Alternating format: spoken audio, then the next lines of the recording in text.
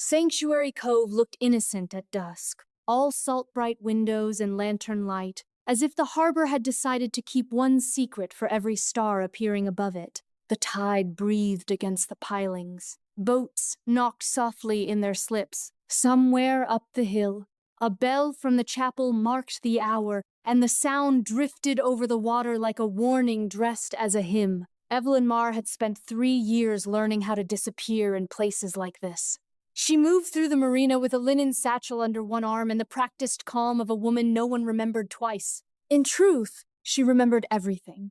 Faces, lies, the exact angle of a hand when a man meant to threaten rather than greet. Sanctuary Cove was supposed to be her refuge, the last stop on a long route that had threaded through embassy halls, private clubs, and rooms where people spoke softly because they had more to hide. Here, she owned a small bookshop above the harbor road, and everyone believed that was why she kept odd hours. No one knew she was waiting for a signal. No one knew that, before the winter ended, someone would come looking for the ledger hidden in the walls of a house 2 streets from the sea. Miss Marr. The voice came from behind her, warm enough to make her skin tighten. She turned. Adrian Vale stood beneath the lamp at the end of the pier, one hand resting on the rail as though he had been there all evening watching the tide think. He wore a dark coat damp at the shoulders, hair loosened by the wind, expression unreadable except for his eyes too attentive, too calm, the eyes of a man who noticed what others tried to bury. "Mr. Vale," Evelyn said, "I didn't know you'd returned." His mouth tilted.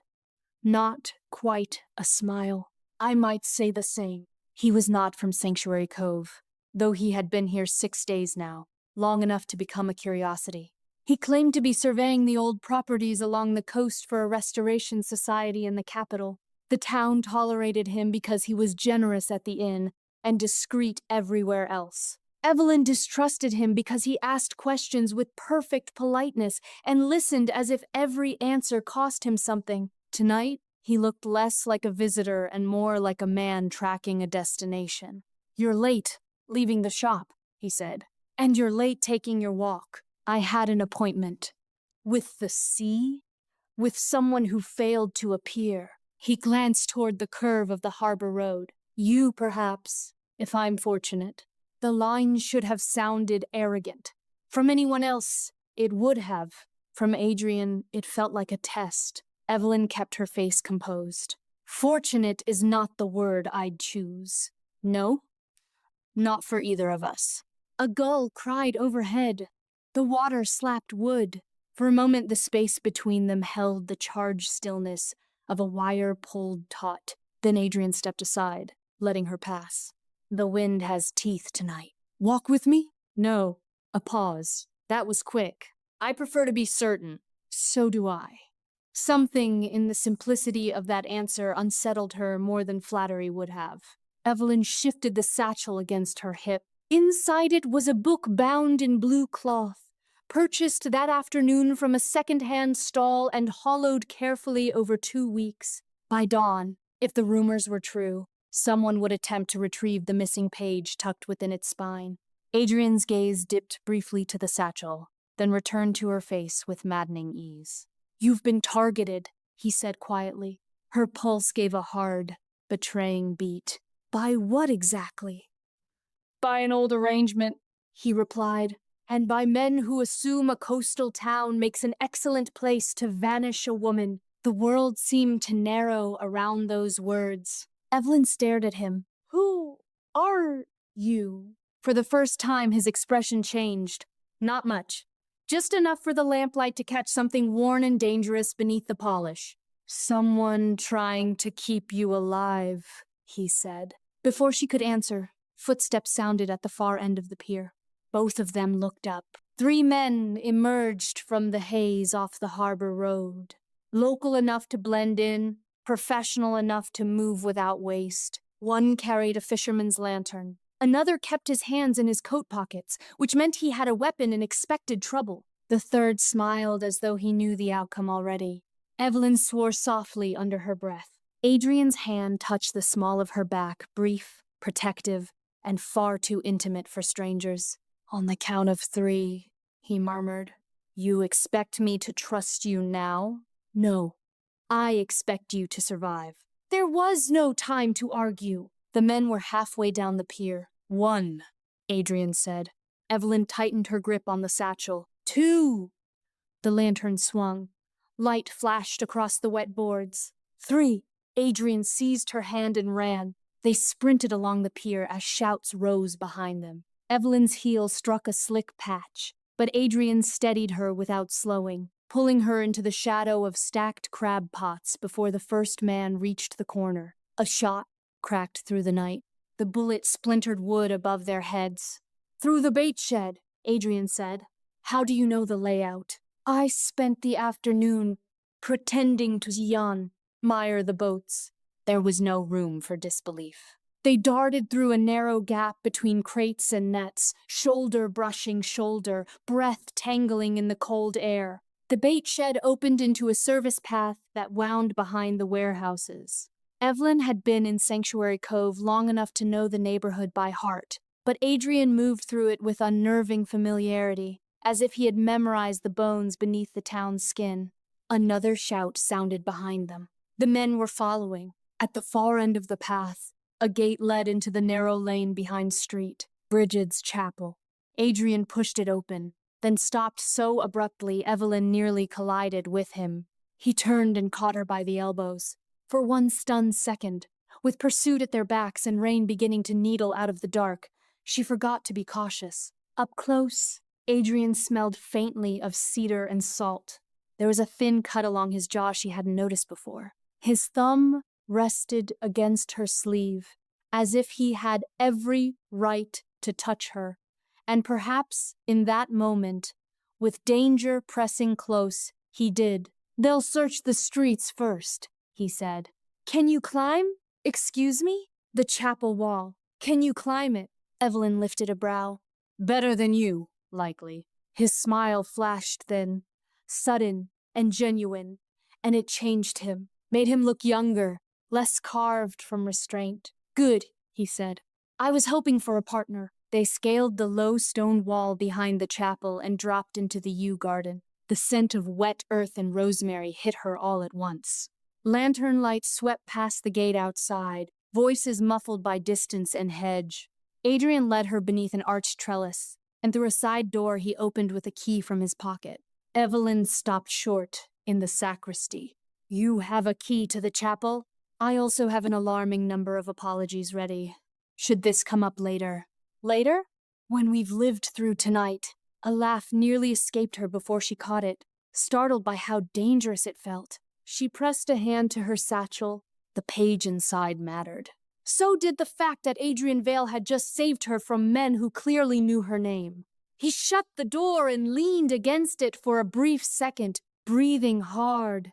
Only then did she see the tension in his shoulders, the controlled fatigue under the composure. He was not unafraid. He was simply disciplined in his fear. Lightning flickered somewhere beyond the harbor. The chapel windows glowed pale blue for an instant. Evelyn crossed her arms.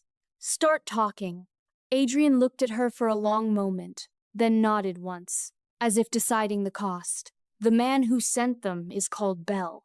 He buys silence, records, and people who believe themselves useful. He's been hunting a ledger that was copied here years ago, one that names every bribe, smuggling payment, and political favor routed through Sanctuary Cove. Evelyn's throat tightened. That ledger doesn't exist. It does now.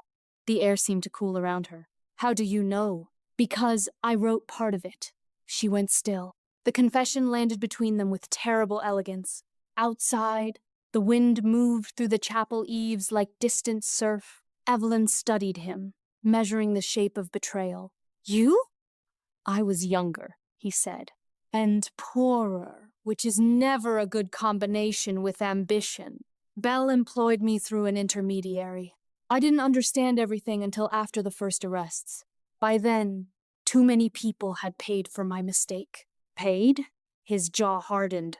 Some with money, some with liberty, one with her life. The words struck harder than anger would have. Evelyn saw, in an instant, the reason beneath his restraint, the gravity in his silences. Guilt did not erase danger, but it explained the careful way he moved through the world, as if every step might trigger memory.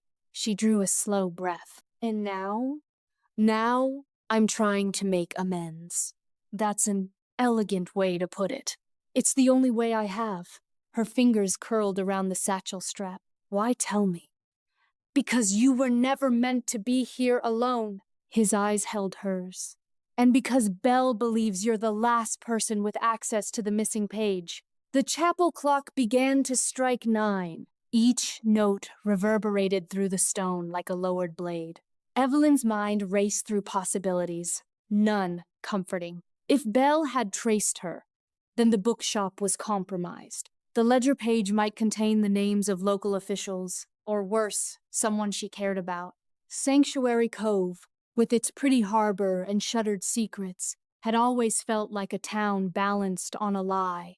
Now she could see the cracks spreading. You lied to me, she said. Yes. That's all? For now. It should have angered her more than it did. Instead, she was infuriated by the steadiness of him, by the fact that even cornered in a chapel, he looked as though he might apologize properly if given the chance. Evelyn laughed once, short and disbelieving. Adrian's eyes narrowed. That's not a reassuring sound. It wasn't meant to be. He watched her for a beat, then said softly, You're frightened. She lifted her chin. And you're observant. I'm also inconveniently honest at the wrong moments. That's one way to describe it. The men's voices drifted faintly from outside, now farther down the lane, searching, dividing.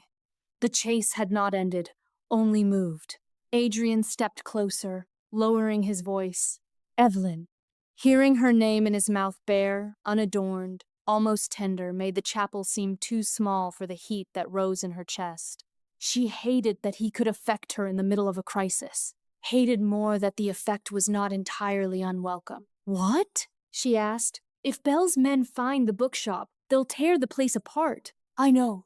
Then let me help. She studied him. Help how? He reached into his coat and drew out a folded paper, creased and worn at the edges. This is the registry for the old Carmichael house on Drift Lane.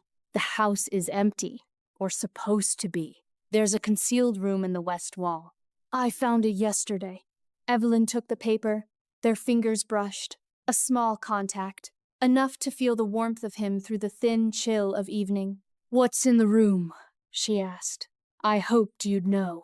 She looked up sharply. Why would I? Because someone has been using your name to access archives under another identity. That alias belongs to a woman who once stayed at the Carmichael house for 6 weeks. He paused. Your handwriting is very distinctive, Miss Marr. Heat flooded her face. Half outrage, half dread. You searched my records? I verified them. Of course you did.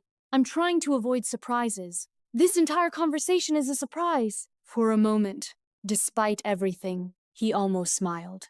Yes.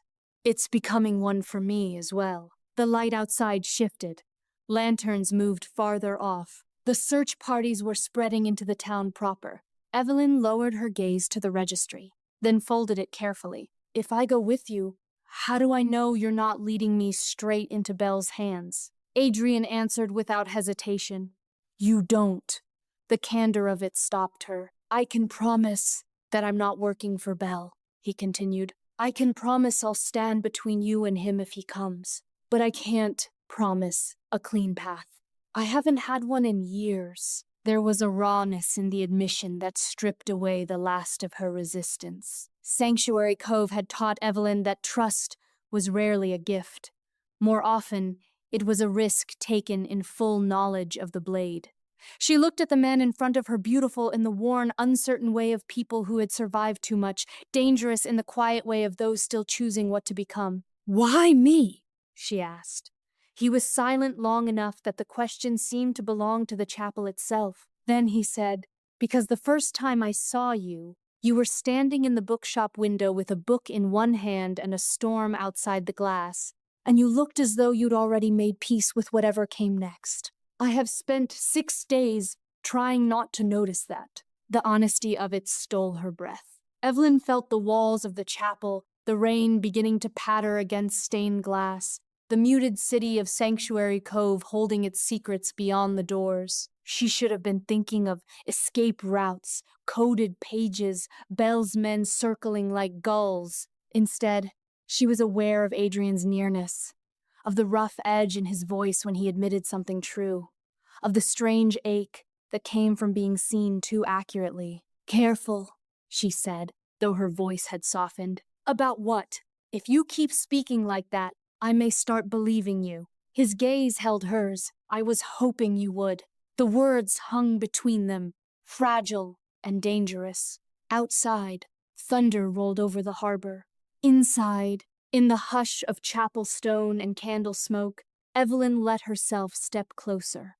Not because the night was kind, not because she trusted him entirely, but because fear had sharpened the world into its truest shape, and in that shape Adrian Vale stood beside her, not as safety, not yet, but as choice. She touched the front of his coat, just once, feeling the steady thrum of his heart through wool and cold. His breath caught. When he looked at her, all the polish was gone, replaced by something naked and immediate. "After tonight," she said. "You owe me the truth." His hand came up slowly, giving her every chance to pull away, and rested against her waist. "After tonight," he said, "I intend to earn the right to give it." From outside came the sound of a door slamming and a shouted name. The hunt had found the chapel grounds. Evelyn drew in a breath, then smiled, a small, ferocious thing. "Then let's not disappoint them."